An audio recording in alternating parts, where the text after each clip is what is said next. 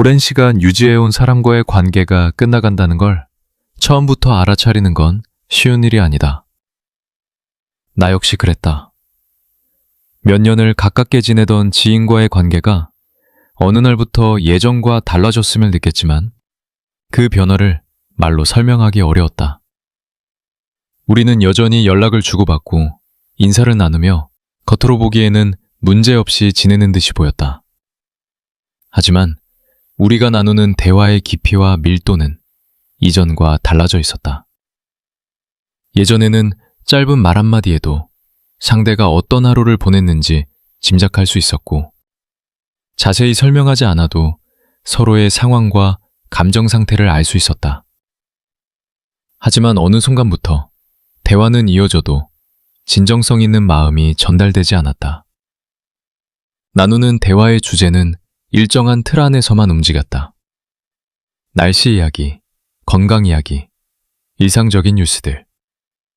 누구와도 나눌 수 있는 평범한 것들이었다. 대화의 시간이 길어도 대화가 끝나고 나면 묘한 허전함이 남았다. 이야기를 나눴는데도 아무것도 나누지 않은 것 같은 기분이었다. 처음엔 대수롭지 않게 생각했다. 많이 피곤한 날이구나.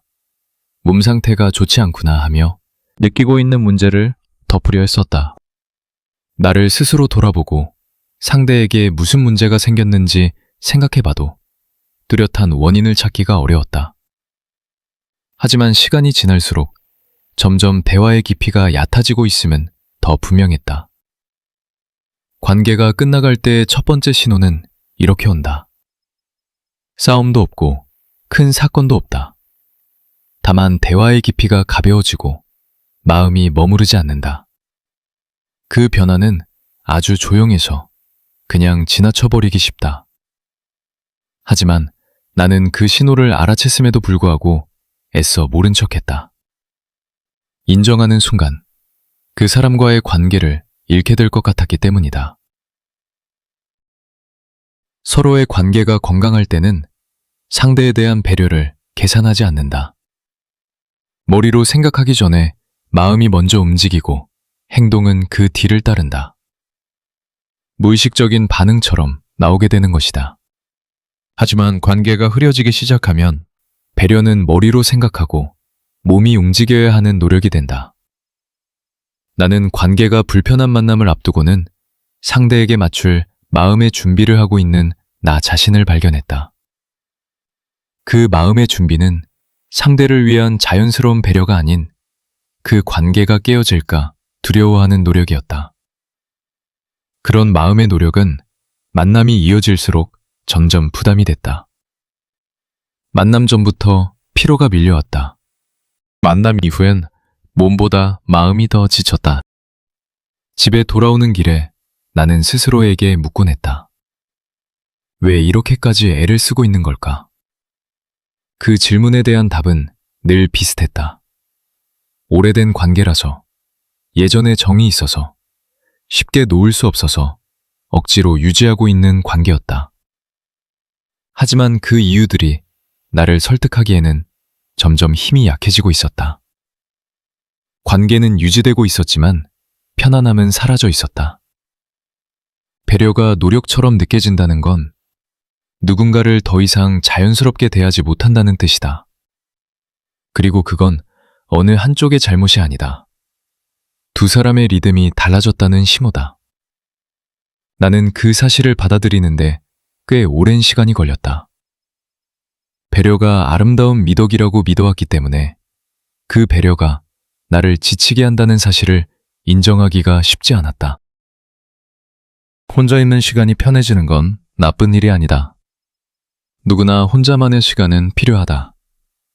하지만 누군가와 함께 있는 순간에도 혼자만의 시간이 그립다면 관계가 변하고 있다는 분명한 신호다. 예전에 나는 약속이 생기면 부푼 마음으로 만남을 기다렸다. 만나서 어떤 이야기를 나눌지, 어떤 시간을 보낼지 상상하는 것만으로도 즐겁고 설레었다. 그런데 어느 날부터 약속이 잡히면 마음이 무거워졌다. 특별히 싫은 일이 있는 것도 아니었는데 약속을 앞두고 피로감이 먼저 찾아왔다. 만남이 끝난 뒤에는 혼자이면 시간이 너무 편하고 좋았다. 그 시간을 통해 지친 몸과 마음을 정리해야 했다. 조용히 앉아 있어야 비로소 숨이 돌아오는 느낌이었다. 그때 나는 깨달았다. 이 관계가 나를 회복시키는 관계가 아니라 나를 소모시키는 관계가 되어가고 있다는 걸 말이다. 그 사람과의 보내면 시간보다 혼자의 시간이 더 즐겁다는 사실을 인정하는 건 쉽지 않았다.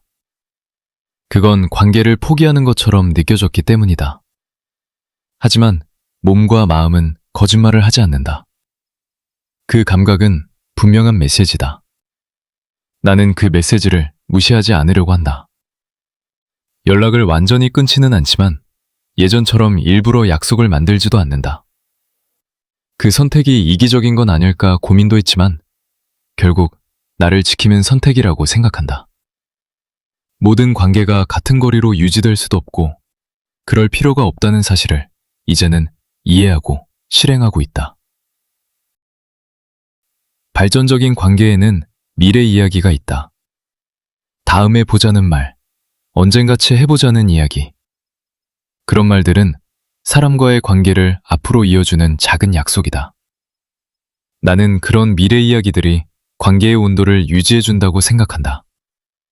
상대와의 거리가 멀어지고 있다면 미래 이야기는 자연스럽게 사라진다. 미래에 대한 작은 약속조차 부담처럼 느껴져 조용히 자취를 감춘다.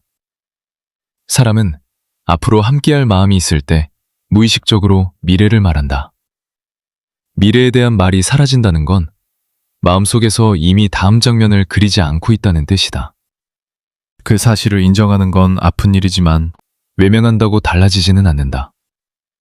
나는 언제부터인지 상대가 미래에 대한 이야기들에 대해 부담을 느끼거나 예의상 맞장구를 치는 것이라고 생각되면 조용히 마음을 가라앉힌다. 관계를 붙잡기보다는 흐름을 존중하기로 한 것이다. 끝을 향해 가는 관계를 억지로 되돌리는 건 서로에게 더 큰 상처를 남길 수 있기 때문이다. 관계가 끝나간다는 신호를 인정하고 받아들이는 일은 슬프다. 특히 오래 함께한 관계일수록 더욱 그렇다. 하지만 모든 관계의 끝이 실패를 말하는 것은 아니다. 어떤 관계는 역할을 다하고 조용히 자리를 옮기는 것뿐이다. 나는 관계의 끝이 누군가의 잘못 혹은 두 사람의 아픔으로 보지 않는다. 함께한 시간 동안 서로에게 의미가 있었다면 그 자체로 충분히 의미가 있다고 생각한다. 끝이 왔다고 해서 예전의 시간까지 부정할 필요는 없다. 대화가 얕아지고 배려를 노력해야 하고 서로가 나누는 미래 이야기가 사라진다면 관계는 이미 변해 있는 것이다. 그 변화를 인정하는 건 관계를 가볍게 여기는 게 아니라 오히려 존중하는 방식일지도 모른다. 끝나가는 관계를 붙잡기보다는 흐름을 인정하고 서로의 추억과 마음을 지키려고 한다. 관계 안에서 내가 어떤 상태인지, 함께 있을 때 편안한지, 나 자신을 잃고 있지는 않은지를 먼저 묻는다. 그 질문에 솔직해질수록 관계의 끝도 조금은 담담하게 받아들일 수 있게 된다. 관계는 끝나도 나의 삶은 이어진다. 누군가와 멀어졌다고 해서 내가 무너지는 건 아니다. 오히려 그 끝을 통해 나는 다시 제자리로 돌아온다. 그렇게 돌아온 나의 자리에서 누군가와 관계를 이어가며 하루를 살아간다. 그 하루가 쌓여 지금의 내 삶이 되듯 관계의 끝 역시 내 인생의 일부로 남는다. 그 사실을 받아들이고서 나는 예전보다 조금 더 단단해졌음을 느낀다.